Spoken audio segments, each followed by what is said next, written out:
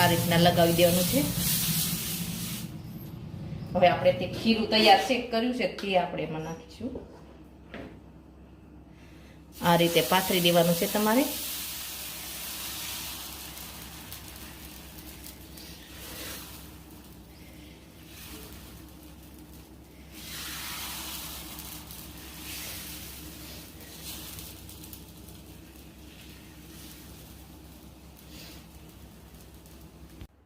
હવે આપણે એક બાજુ પેપર છે એ ચડી ગયું છે, આપણે ઉઠલાઈ લઈશું. એકદમ સરસ ચડ્યું છે.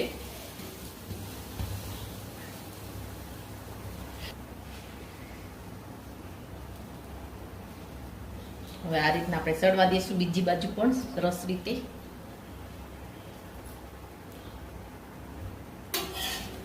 એકદમ સરસ બીજી બાજુ પણ ચડી ગયું છે.